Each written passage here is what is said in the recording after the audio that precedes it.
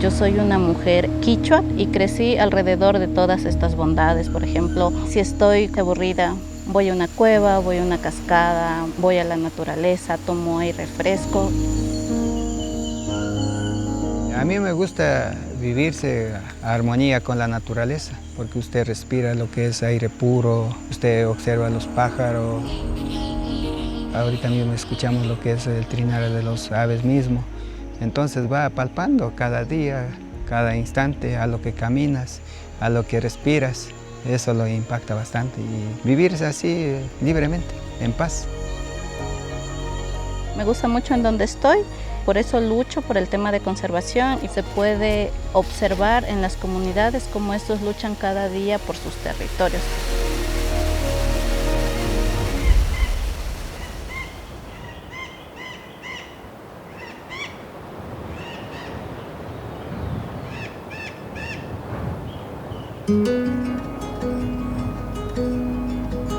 Cuando más antes era de que para obtener título de propiedad tenían que tumbarse todos los árboles a raíz totalmente. Para la ganadería, sembrar los pastos, pero nosotros vimos otra alternativa.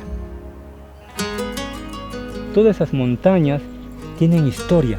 Todavía hay árboles milenarios que cuentan la historia de nuestros ancestros. Entonces, destruir eso sería acabar nuestro legado, acabar las raíces. La misma Pachamama, su poder espiritual, hace que esos lugares sagrados se sigan conservando, ¿no? Y los gobiernos también intuitivamente convierten parques nacionales, convierten reservas, convierten acus, ¿no es cierto? El pueblo, fundaciones, todos llevan un solo espíritu: conservar lo sagrado, conservar la vida.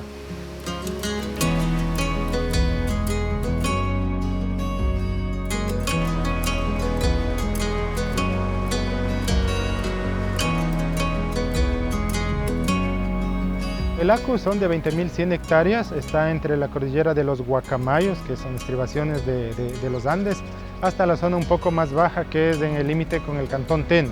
Y eso es lo que estamos haciendo, generando política pública desde un gobierno local para generar estos espacios de conservación, pero también de producción sostenible. Son áreas, lugares donde nosotros estamos rescatando nuestros bosques, nuestra selva, reforestando, volviendo a sembrar, volviendo a darle vida a la Pachamama como tal. ¿Qué maneras más tiene de usarse la tierra y cómo se puede combinar? Es esa manera que podemos vivir de lo que nos da la tierra y también conservar.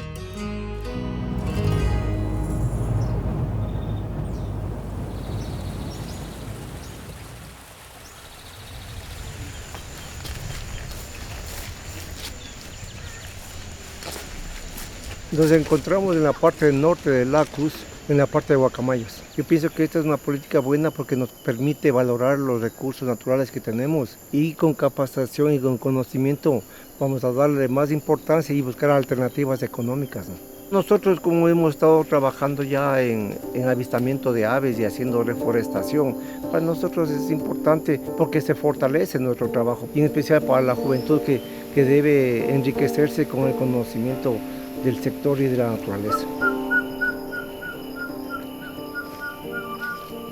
Las aves para nosotros tienen importancia muy grande porque son los principales indicadores de la salud ambiental. El cambio fuerte, que hicimos desde la ganadería fue por nuestro bienestar, porque hasta cuando estuvimos en la casa era todo rodeado de pastos. Y al sentirnos ahora ya nos sentimos más tranquilos, más felices, incluso ya muy agradecidos porque hay personas que ya nos visitan y aparte gente extranjera que valora. Entonces ven que el tipo de aves que hay aquí, la gente va aceptando, va viendo los resultados. Antes más se trabajaba en parte de ganadería. Toda esa parte era antes haciendas. No era para una familia o para una comunidad. Entonces ahí se iban talando los árboles para los animalitos. Entonces ahí se pierde todo lo que son árboles silvestres. Para nosotros el turismo comunitario nos da la motivación de recuperar todo lo que hemos perdido y también valorar nuestra cultura y tener nuestra cultura viva.